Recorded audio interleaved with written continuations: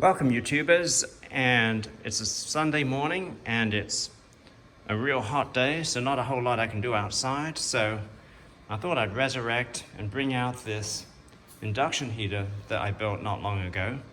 This is a self-tuning induction heater, and I made a modification to it today by adding in a high power thermistor, which is this device right here.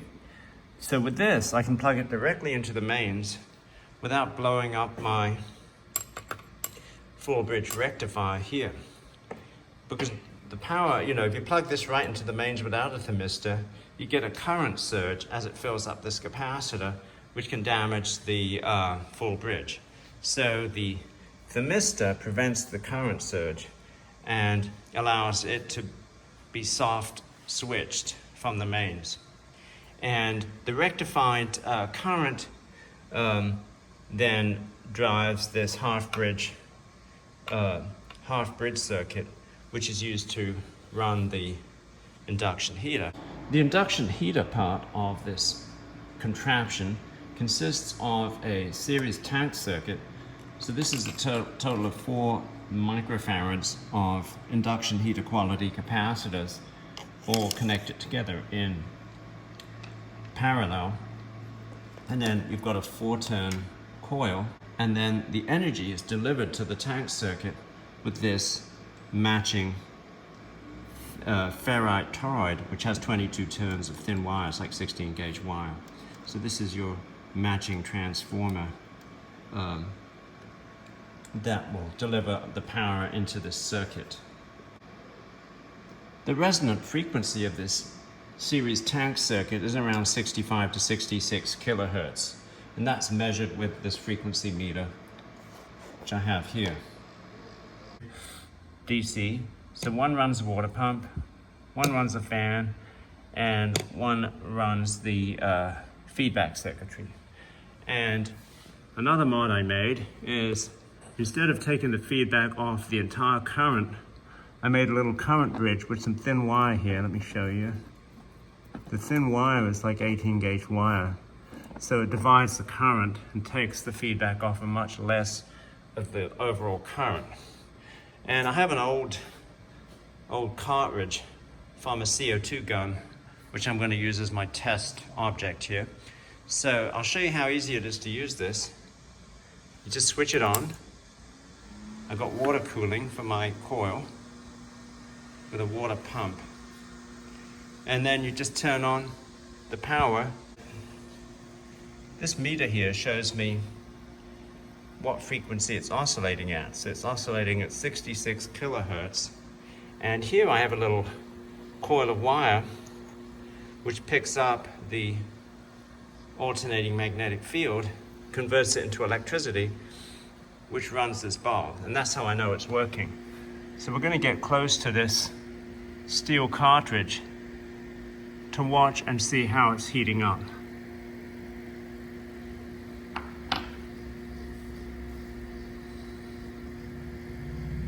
Now, if I had this sitting right in the coil, the feedback current that's coming from here might not be enough to drive the feedback loop that keeps this thing in resonance. And that's why I've got it sitting slightly outside of the coil. And as you can see, it started to glow red already. And I'm going to lower it into the core now, because as it starts to heat up, it loses some of its ferromagnetism. So we're getting some pretty nice heating here, and it's staying tuned because it's a feedback loop.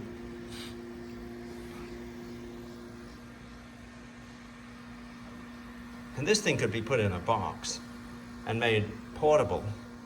You could pretty much plug this into any mains outlet. The only thing that would not be portable is the water. So you could bring along a jug of water with you. Or you could have a radiator instead of this to radiate the heat away. That way you wouldn't need to carry a big, bottle of water with you. So you can see it's getting nice and hot. There's a fair amount of iron in these little tanks. Obviously you wouldn't want to do this with a full tank to avoid personal injury. Well, that would be kind of fun if you weren't anywhere near it.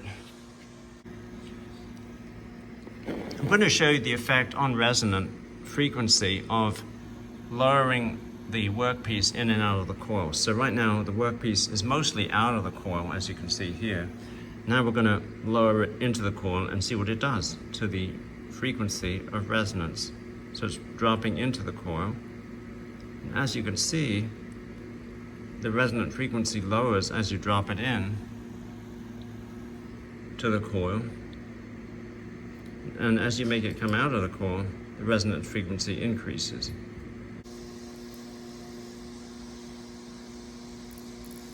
So there you go, really interesting. Auto-tuning, and with a current shunt, as you can see here. And that's a coil of, that's a ferrite toroid with 100 turns of wire on it, and some ceramic resistors for my feedback. The ceramic resistors are in parallel with the coil.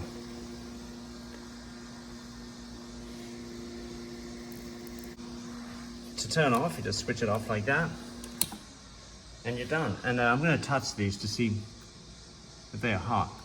And they're actually completely cold. So these are IRFP 260s. So they stay cold with the setup. There you go. Auto tuning with the ability to plug it directly into the mains instead of using a variac. And the mains over here is 120 volts AC. So it's like something like 170 volts on across the half bridge. So each MOSFET is seeing about 85 volts, something like that. So thanks for watching. Peace out.